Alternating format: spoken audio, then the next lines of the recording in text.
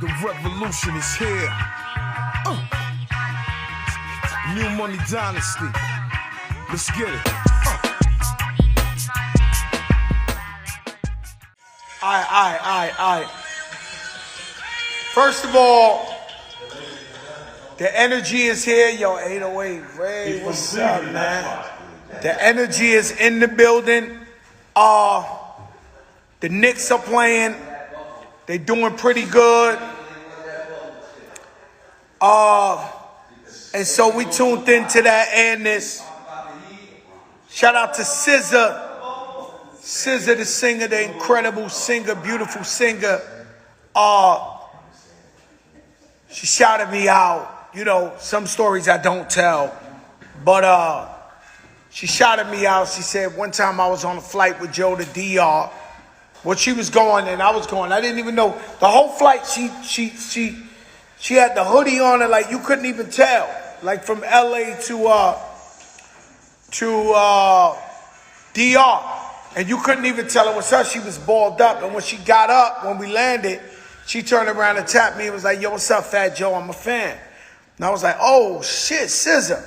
And so on the way out, she was like, you know people out here? I was like, of course. And let's just say she needed some organics. She wanted to be organics. And of course, the Don Joe Crack made sure she was good. And so therefore, she tweeted yesterday a random, yo, Joe, thank you for the love. So shout out to SZA. Tonight, we got a brother who is so inspirational. I learned about this brother from the one and only. You see, we are an unstoppable force, guys. We will never be, yo, Dre, please do not do all that. You know I'm on the show, Dre. Of course we can.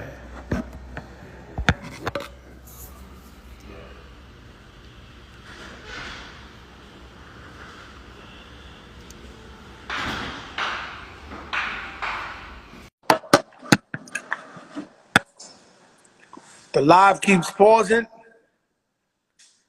Man, I hope not. Because, boy, we got one for you tonight. We always got one for you. Every day. I sent out a request. I am watching the Knicks, guys. I'm watching both. I'm watching the Fat Joe show and the Knicks.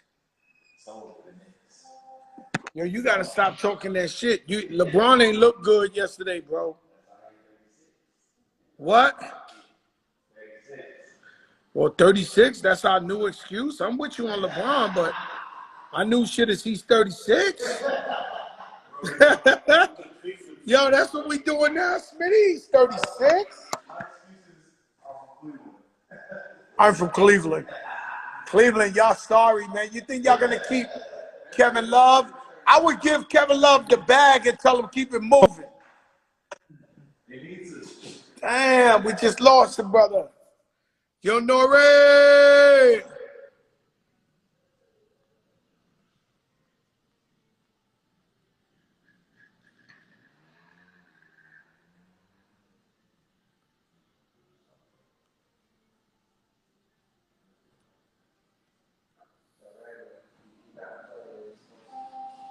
Well, that's the whole series. Like, so Randall is our star, and if he ain't play like he's supposed to play.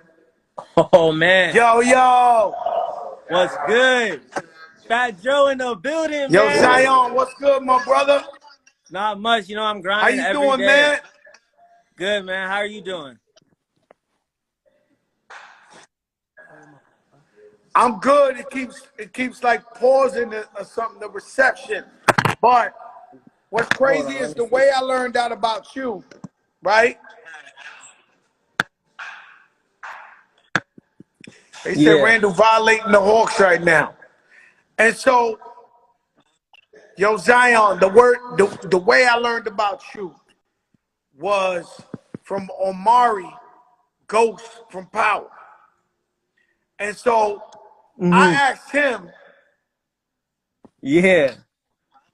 I asked him, who's the greatest African American ever lived? And mine is Martin Luther King. And Amari Yeah. Hardwick says Zion. Oh man. How do you feel about a man like that that's such on fire, big guy? He picks you as the greatest American ever lived.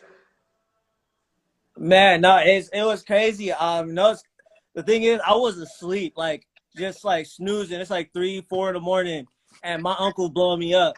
He said, "Nuck, you need to get on your phone right now. You need to get on your phone right now." And I'm thinking like, well, what do you mean, Uncle? Why you need me to get on my phone? It's like 4 a.m. Why are you blowing me up? And he like, just get on your phone, look at the link I sent you, and it was your show. And he said, fast forward it. I want you to hear what they're talking about. I said, okay.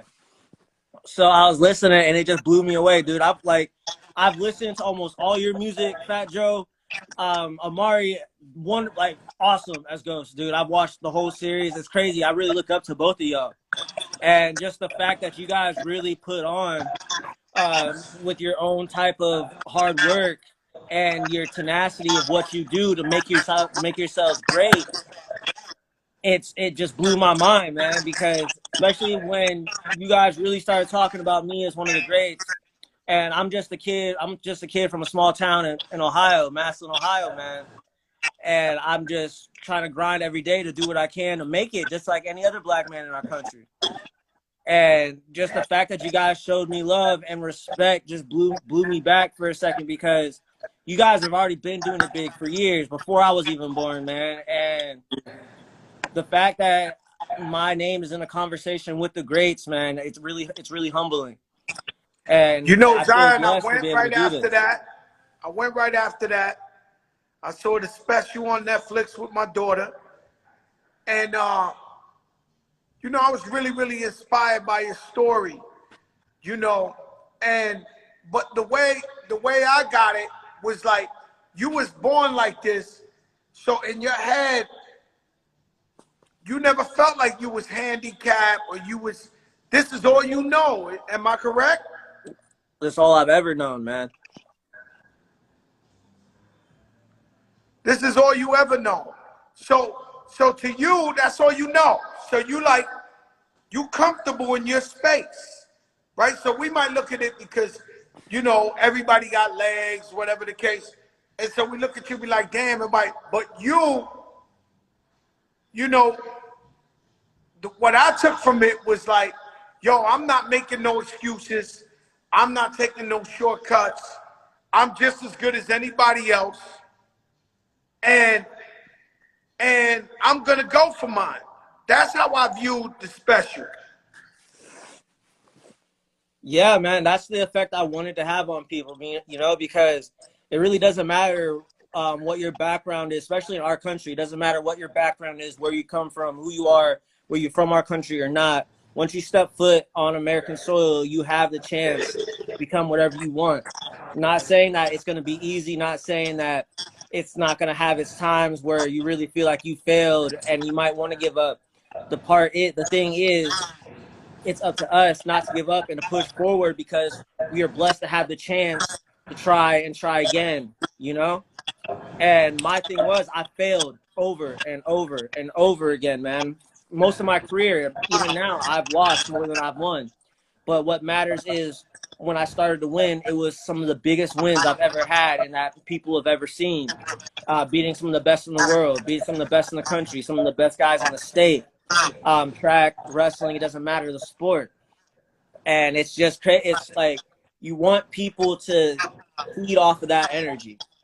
You know, I'm not much of an inspiration if I can't relay that message, not just by me speaking, but also by my actions. Because, you know, actions do speak louder than words, and I'm a man of action. And I want my actions to inspire. As we can see, you know, inspired. Did you ever get to meet your mother and father, your natural born mother and father? My father, no. I did accidentally meet my birth mother right after I graduated high school, by pure accident. Actually, I was on the public transit bus. And you knew that was her? You seen pictures of her before or something? No, I just knew her by name. And the crazy thing was, she went up to me and said my name that she had given me at birth, before like my last name was changed, everything. And it just kind of, I was just like, I looked at her, I said, are you Melanie? And she said, yes. And I was just taken back. I actually had to remove myself from that situation because at that time in my life, I had only been adopted for maybe like a year and a half, 2 years. And I was just completely blown back because she was saying like she was looking for me. She's been searching for me. Though we live in the same city, and all she had to do was reach out to the foster care system because I'm a grown man. Like even at the time when we accidentally connected, at the time I was 19 years old at the time. She could have reached out, and she chose not to. Me, I had looked for her multiple times, and I just kind of gave up because I got no answers from anybody. Just for the reason that I wanted to ask her like that why question, like why, why didn't you take care of yourself? Why did you choose to relinquish custody of me as a kid instead of raising me as a mother? And she never really had an answer for those. So after it was like 5 minutes, I maybe spoke to her, and I got off the bus, called my mom, and told her everything that happened, and then just continued my day. Yeah, you know what's crazy is not like yours, but similar. My son Joey, my oldest son, he's autistic, and when he was born, they told us he'd be autistic. His mom said she wanted to give him up for adoption. So my mother and father helped me raise him, and it's a similar type of thing. I don't know if it's exactly the same thing, but you know, it bugs me out because the type of mother I got, worked 3 jobs, gave us everything we wanted, busted our ass, took us if we were sick, took care of us. And so I don't understand, like, when I hear situations like this. And so the couple who adopted you, and so do you embrace them like, yo, this is my mother, this is my father, they adopted me, I love them for doing that for me? Oh, without a doubt, man. I grew up the first 17 years of my life without parents for the most part. Like I had foster homes. I was in foster homes, but those were never families to me. That's why I'm not with them and I'm with my mother now. When my mom now, her name's Kimberly Hawkins, amazing mother. She really turned me into the man I am today. Man, she was like she was only taking in girls. The foster care system said they had exhausted all their resources on me, so I was about to get sent to a group home in Cincinnati, Ohio. And they were just like, this kid like has got to go. We ain't got no other options for him. And my mom just stepped in. She said she felt something. My mom, being a very religious woman, she said she was moved by God when she first saw me. She went to a band concert. Like I'm a musician, man.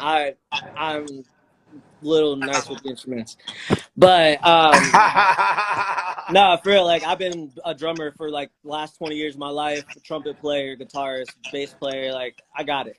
But like my mom, she came to one of my concerts. For real, like she came to one of my concerts. I'm sitting in #1 chair trumpet, and I'm just like killing it with this solo.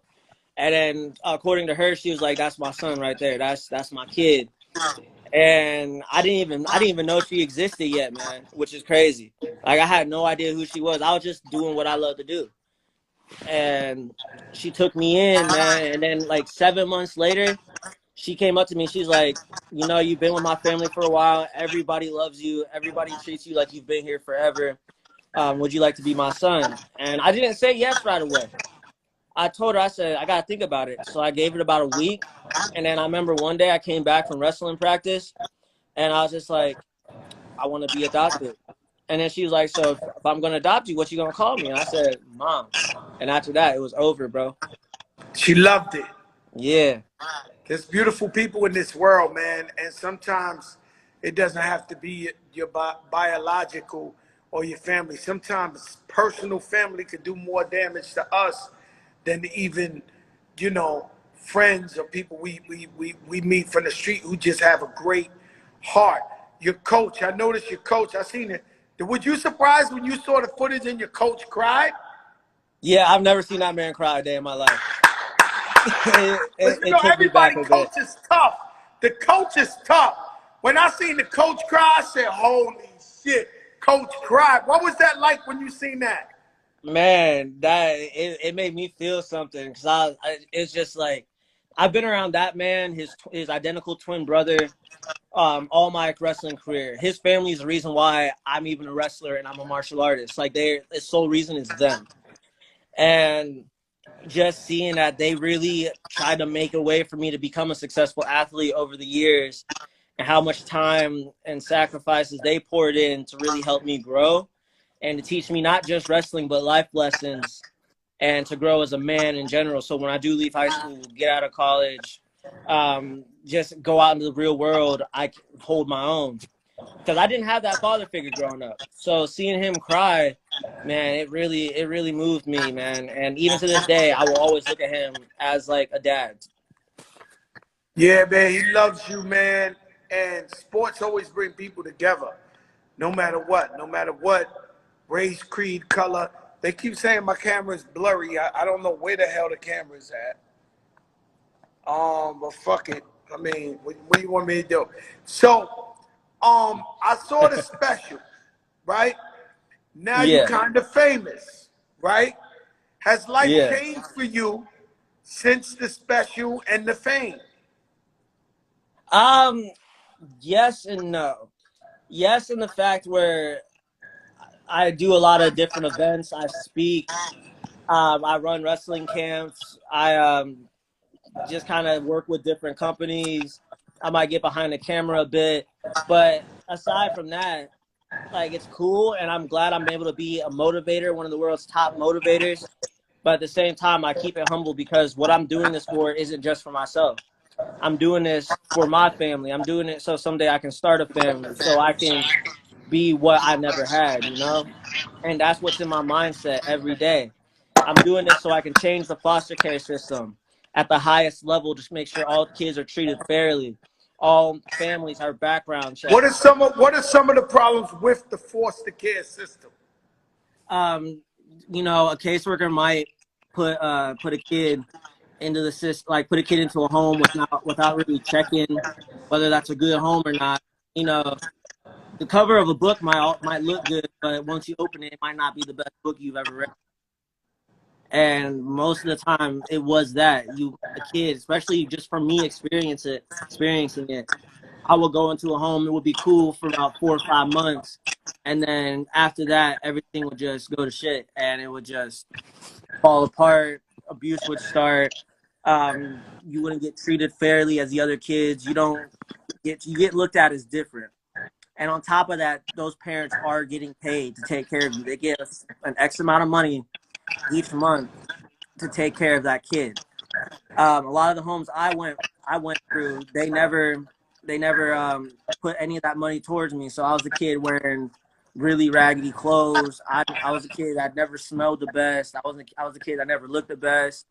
I was a kid that never got many meals, man. I was real skinny. Now I'm a big dude. But it's just like this system is so broken and they just toss these kids around like they're property. And that needs to change. Right.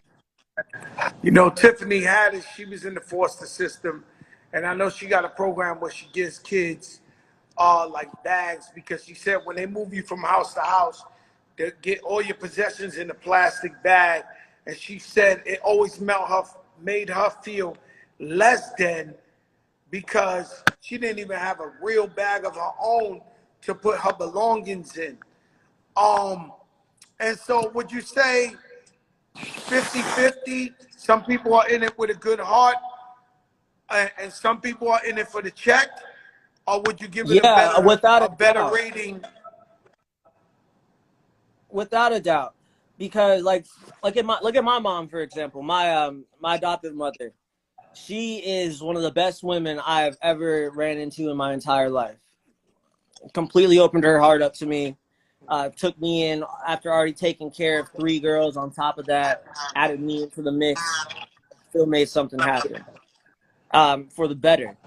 And there are people that have the opportunity to really change a kid's life and to really help them learn and grow into being a respectable adult. But a lot of those families, they don't do that. Some families will just take in a kid, collect the money, until they turn 18. What happens to the kid? They go straight out onto the street. with no money, no clothes, no food. They just get kicked out of the real world with nobody else to support them. And that's another thing I want to change about the What's foster the care system, because when these kids get sent out, so a lot of kids, they get sent out after they turn 18 and they get no help. I want to change that. I want to make sure like these kids exit the foster care system, whether they have a family or not. I want to be able to start a program to where they can really get on their feet, whether it's doing like construction or any type of job, or if they do want to pursue a college career. I want to give them some sort of chance to make it at life, and what they do with it will decide on what happens. But my thing is, I want to give them that benefit of the doubt to really make something happen with it. You know, that's a beautiful thing, man, because, you know, giving back, giving your time, giving your image, because everybody know about you now, bringing awareness to others, because that's what it's all about, sticking up for the voiceless. You know, people, just many a nights you screamed. You didn't know you was going to have a special. You didn't know you was going to be Zion, a special wrestler. And so you was the voiceless. And many nights you sitting in there like, why me? Why do I got to deal with these conditions? There's still guys and girls in that position right now that might be watching you right now or hearing you right now and like, wow, like somebody's thinking about it. Somebody's going to stand up for us. That is important. That's very important, and I commend you on doing that, and I support you on that, man. That's real important. You play band. What's some of the bands you look up to? What's some of the musicians the great Zion looks up to? Oh, man. So, me personally, one of the favorite artists I ever listened to when I was like 8 years old was Lil Wayne. You know, back like I'm talking about old Wayne, back in the day where he was spitting some real. Not that he's not. Don't get me Still wrong. the man now. He's Yeah, one of still the my man. favorites. He's still the man now. But I heard him back in the day, like some of his older mixtapes, and that's what really got me on, man. And then I was listening to you. I was listening to Dr. Dre. I was listening to Snoop. I was listening to what's his name? Not Biggie. Pac. Like all these guys were these guys were the greatest, and the old heads around me. Me growing up, I always hung around the dudes that were like 30, 40 years older than me. I just felt like I clicked with them more, and those guys were always playing something old school, and I just got hip to it. Let me ask you something I just thought about, Zion. Like, from your biological mother, did she have any other kids? Like, do you have any biological brothers and sisters? Oh yeah, I have 3 biological older sisters and a biological little brother. And so have they come seen you? Have they, do they know you're their brother? Yeah, I recently saw one of my biological sisters about 4 or 5 months ago. The other 2, I haven't seen them yet. I do text them every once in a while, but they have their own families, their own kids that they're raising right now. So, life can be a little hectic. I understand that. My little brother, his name's Samuel. I go see him every time I go back home to Ohio, make sure he's doing good in school, make sure he's doing good with wrestling. Because the first time I met him, he was like 4 or 5 years old, and he said he wanted to be a wrestler like me. And now he's doing it, man. And I just got to make sure that he's still sticking true with it. He's still getting good grades. He's still working hard, and still being respectful to his foster mother, because he's in a very good home. And what's up with you? Do you see yourself having kids in the future? Getting wifed up, getting having a wife and all that. What does that look like? I definitely want it in the future, man. I have a beautiful girlfriend right now. Fun fact, she's actually from Harlem also. And from Harlem, New York. Yeah. Yeah. Woo! Yeah. Well, you got yourself a Harlem one, huh? Yeah, I'm winning, bro. And man, life is crazy right now, man. But when it comes to my family and what I want to do with my future, I definitely want to raise kids the way I wasn't raised, and I want to be able to be known as a good father, not just a good entrepreneur, a good businessman, a good speaker. I want to be known as a good man, a good father, a good husband, because I was raised up on the wrong side of the tracks, and I'm gonna raise my kids up on the green grass, man. That's good, my brother, man. Thank you for coming on here, man. Nothing but love. I want to support you however I can. Just hit me up. Let's stay in touch, my brother. Whatever cause you fighting for, I want to fight for it with you, right by your side.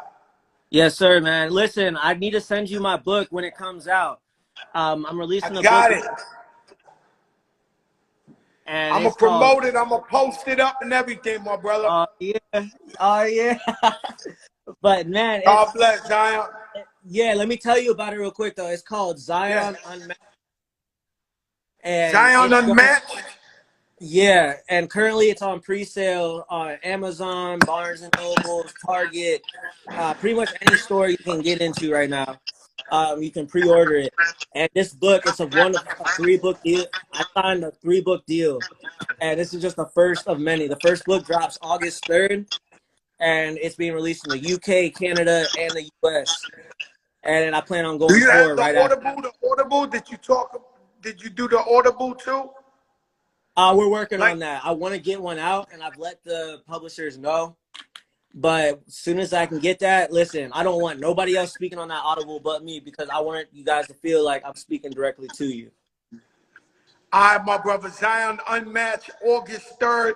Make sure you let me know so I can promote it. I'll buy a copy. Don't worry about it. But just remind me it's coming out. Yes, sir. Thank you. All right, my brother. God bless you, man. God bless you, too. All love. The one and the only Zion.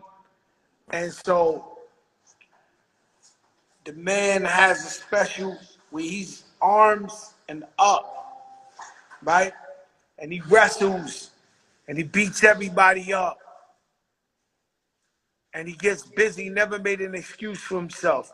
And he's so great that when I asked Amari Ghost from Power, who's the greatest American ever, I say Martin Luther King. He said Zion. So I immediately went and looked him up with my daughter and was really, really impressed because of the man's, the kid is so humble. He's so thankful. He had a hard life, not just physically, but didn't know his biological family, and still made it, and still won matches, and still found his voice in life. And so he's so amazing. And like I tell you all the time, I like to tell you stories of triumph. People who've overcome everything to succeed. I know the Knicks are playing. Are we up? It's tied. Is Randall balling tonight? Yeah, great first quarter. He had a great first quarter. Yeah, Jay's a piece of shit. It's okay. Yo, the Miami Heat got swept. They mad in here. I get it. I'll take all the violence. You not mad, Jay? Oh! Part of the process. Well, this is our process. First time in the playoffs in 10 years. 40 years of process. 30 years of process. 40-something years of process. Yeah, Jay, man. Well, I tell you, he's something else. Now, I wanted to talk to you about a bunch of other stuff. I think I'm going to cut it short today. And then tomorrow, we'll get into the shit I want to talk about. Once again, yesterday, I told you, talk to the youth. They wilding out there. Today, I watched the news, seeing some kids, 12 years old, with AK shooting at the cops. 12 years old, guys. Something we got to do about that, man. I don't know. You got to talk to them, inspire them in a different way. But tomorrow, we're going to talk about a lot. I know I had promised to talk about parenting. My mother called me up and commented about it. My aunt is on here. So, that's what I'll do. I ain't going to lie to you. My heart is with you, but my mind's all with these Knicks right here, so I got to watch this. Peace, y'all. Enjoy the game. Love y'all, the biggest in the game. The revolution is here. New Money Dynasty. Let's get it.